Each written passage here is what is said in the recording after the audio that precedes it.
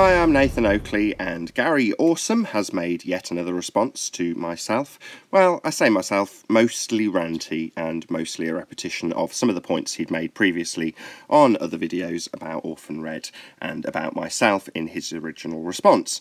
So I'm not going to actually address any of the repetitions of points or new ad hominems that he's made, but only the new point that he raises on the video. Now maybe Ranty will choose to actually dice up some of the more dull, if you ask me, fallacies that he's using in regards to the ad hominems, and claims that Ranty, not myself, is virtue signalling, which frankly could easily be argued about, and maybe Ranty will choose to do exactly that. But what I'm going to do is play out the new claim that Gary makes, and not, as I say, address things like him claiming again, doubling down, that he hasn't actually made a claim when he states that no flat earther has ever disproved that we live on a globe.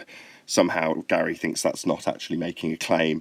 Nevertheless, I won't repeat some of the old debunkings. I'll just get into his video and then I'll address the single new point that he raises in his 25-minute ad hominem fest. Nathan is of course adamant that because I didn't take the picture of the astronaut, I can't possibly prove that the photo is real. The conclusions he draws from that is that the photo isn't real, and this proves that any points I make are false. So let's go to France instead of outer space to put Nathan's logic into practice. Here's a picture of the Eiffel Tower. The problem is I've never been to the Eiffel Tower, and the only photos I've ever seen of the Eiffel Tower were taken by other people. And even though I'm told that lots of people have been there and they are adamant it's the shape that it is, I should employ Nathan Oakley Eiffel Tower reasoning as follows. And that is that I should dismiss all pictures of the Eiffel Tower as fake, that everyone who says they've been there and attests to its shape is a liar, that the Eiffel Tower is actually flat, and it's because it's a violation of the second law of thermodynamics to think otherwise, and that for me to argue that no Eiffel Tower denier has ever proven that the Eiffel Tower is not a tower constitutes a logical fallacy. But anyway. On screen now is the strawman fallacy that Gary raised, and again, as I say, I'm not going to address this.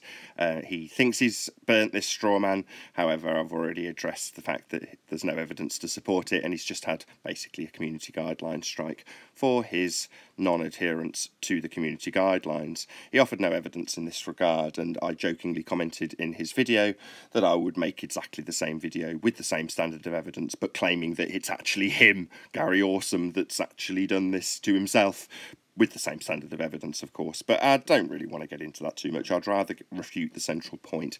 So unfortunately, Gary, you seem to think that the Eiffel Tower is in a second law of thermodynamics violation. Throughout your video, and indeed in the excerpt that I've just played, you do state the second law of thermodynamics in some capacity, but for some reason you associate the Eiffel Tower as being in a second law of thermodynamics violation. Well, clearly this isn't the case, and demonstrates quite admirably that you haven't got the slightest clue what the second law of thermodynamics actually is, and why it's relevant to this picture that you have not taken. Number 9, useful idiot. This isn't your picture.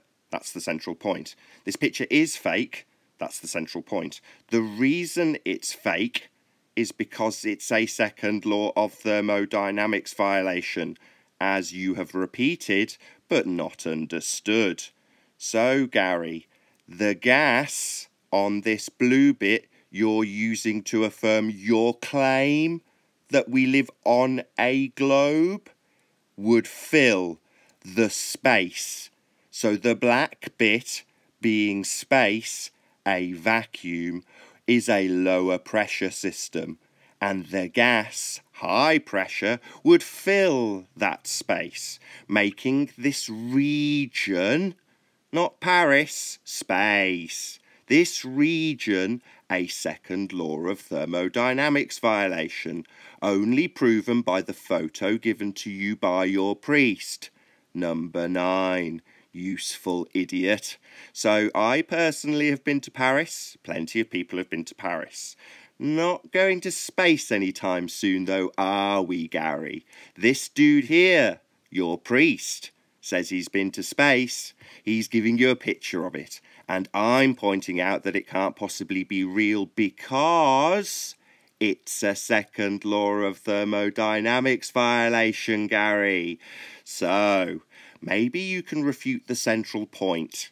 The central point being that this picture can't possibly exist because the gas we all breathe on the blue bit that's claimed to be where we live, the globe, that gas would fill the space. That would be the second law of thermodynamics, the bit that you ignored and seemed to want to attribute to the Eiffel Tower.